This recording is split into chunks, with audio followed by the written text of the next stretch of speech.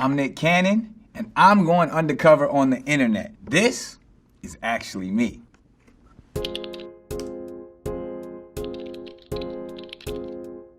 Instagram.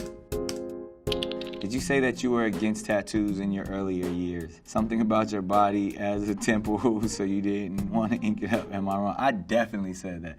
Look at the hypocrite that I am. At that time, I did, because growing up, I was super religious and grew up in a household where your body is considered your temple, which I still believe that. Just now my temple got some graffiti on it, like some artwork on the outside.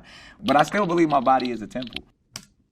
What does the headwear represent to you? I respect it. The headwear, people call it many different things, a Death Star, a turban, a head wrap. Ultimately, it's a sign of sovereignty, self-governance throughout the ages, throughout the years, whether it's the Sikh understanding, whether it's more science. An individual who wears a turban is always considered as a safe haven, or someone that can offer guidance and assistance when there weren't law enforcement or police organizations in certain communities. And you still see that today. I mean, there's a lot of misconceptions and stereotypes that have been perpetuated since then, but the people who wear them and stick true to the form, it's all about discipline and sovereignty.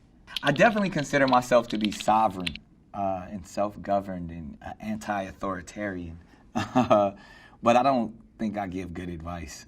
Click. IMDb.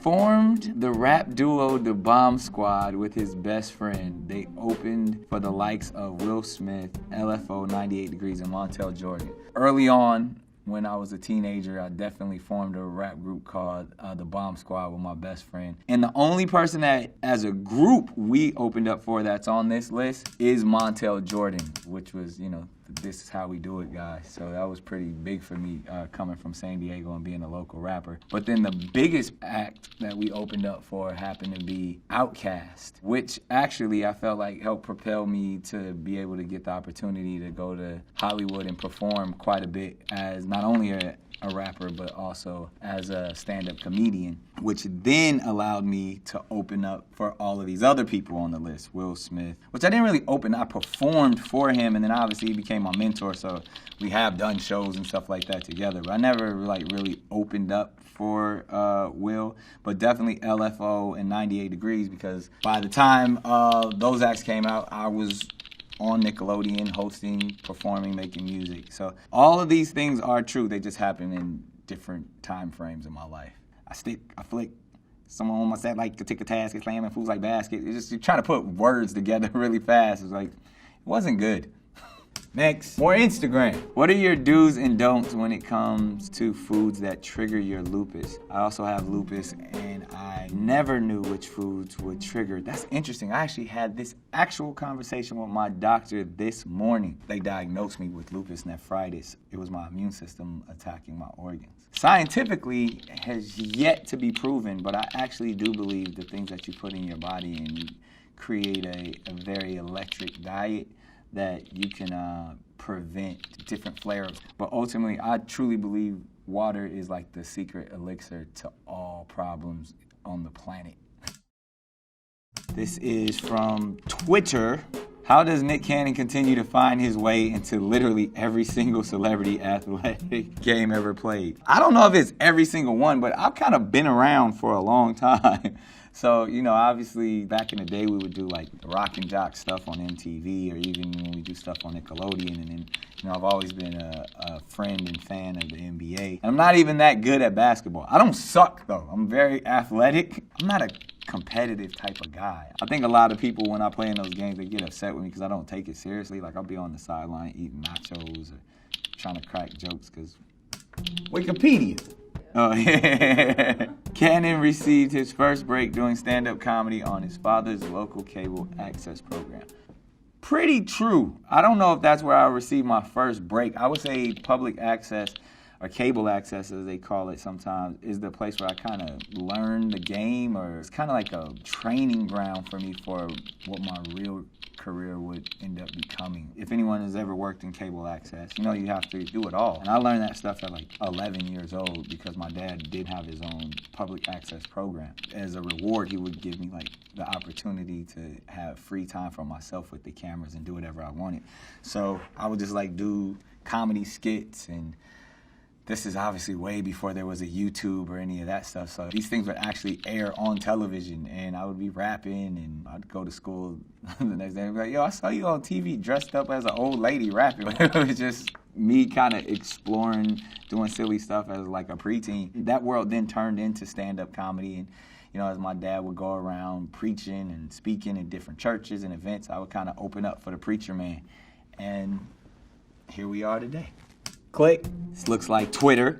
Nick Cannon, what was your workout routine for Drumline? Preseason looks grueling, my dude. Drumline was interesting because that was obviously my first starring role. So I had the opportunity to just dive all the way in as a leading man, but then someone who wanted to show that I took this entire process seriously. I dedicated myself as a true snare drummer. So we went out there a few months before we started filming and did like 6 to 8 hours every day of just drumming for weeks. And I would sleep with the drumsticks in my hand just to try to get used to it. Cause I've always messed around with instruments, you know, just coming up in the church and stuff. So I had musical ability and could mess around on a standard set, but I had never done chorus style marching. And really the trick was to learn the cadences that I needed to learn for the movie, and only those cadences, and master those, so I wouldn't have to necessarily rely on my double or any of that stuff. And I feel like it worked. The majority of the drumming in the film is me. More Twitter. How come Nick Cannon doesn't wear socks?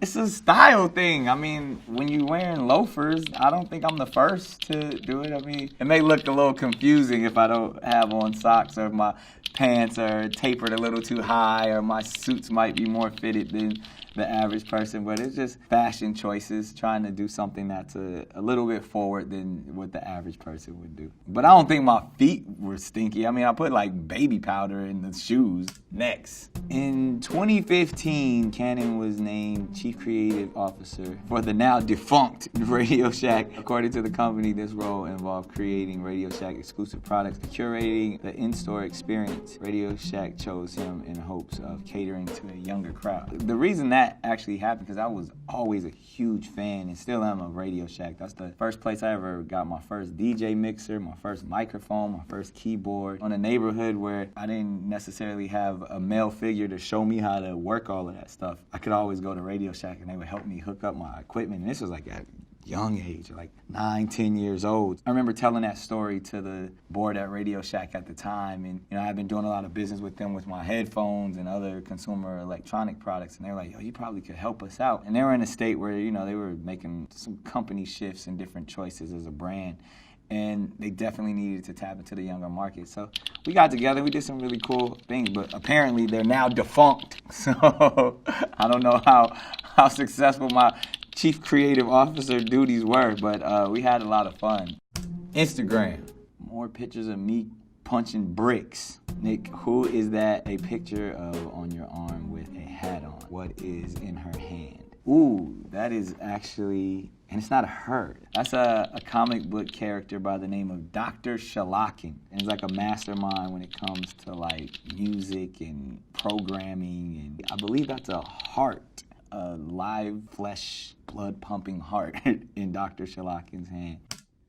Wikipedia. Cannon is now the chairman of Teen Nick for Nickelodeon and the development and creative consultant of the network since 2009. Yeah, that time went by so fast, too. I doesn't even feel like 10 years being the chairman of Teen Nick. And, you know, we developed some really cool things from the Halo Awards to Teen Nick Top 10 to Nick Music. You know, still doing some really fun stuff with Nickelodeon as well in the music space. And, yeah, I mean, I've been a part of Nickelodeon my entire career. So I remember being 17 years old and being the youngest television staff writer in television history and saying, like, I want to go further. Like, one day I'm going to be running this place. And then, you know, 10 years from then, I was, like, the youngest television chairman in television history. So to be able to now to look back in almost, you know, definitely over 20 years of being in business with Nickelodeon and being in entertainment, the things that I've accomplished, sometimes I forget about it. Yeah, every kid born like before 1995 thinks I started Nickelodeon.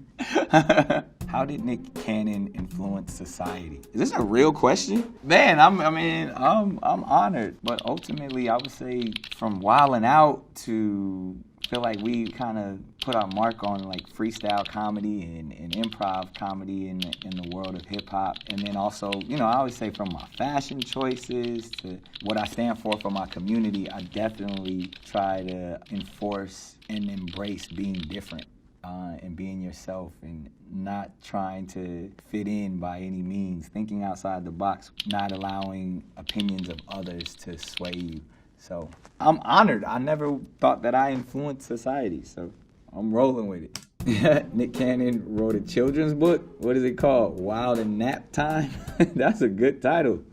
She's funny. We should cast her as a writer. I write a bunch of children's books, actually. One of the first ones was a Christmas book about my twins, which was cool because, their mom is like the queen of Christmas. So I got to like implement a little festive creativity on that. But then probably the one that I'm most excited about and then kind of has ventured off into many different books and titles is a book of poetry that I wrote called Neon Aliens Ate My Homework. And it's in a very Shel Silverstein type of format where it's over 100 poems, just still in like the zany, silly, quirky world, but also the inspirational space. And it's just a bunch of great poems. Currently, Cannon hosts his own show, Cannon's Class. It's funny, I never even considered Cannon's Class a show. It's just actually something I do at Howard University. And like I said, I question everything. Even things that I feel like I already know, I still question it.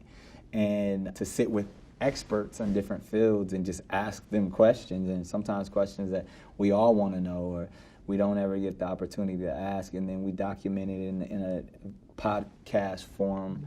But then we also building curriculum to go along with it to create other discussions online. I feel like it's just an informative platform, and I think that is refreshing and informative to the audience that receives it. College isn't for everyone, but I believe education is for everyone. We all seek after different things, but I think ultimately, whatever that information is, however we consume it, to build one's mind is definitely one of the reasons we're here. Submit it. Thank you all for watching. That was actually me.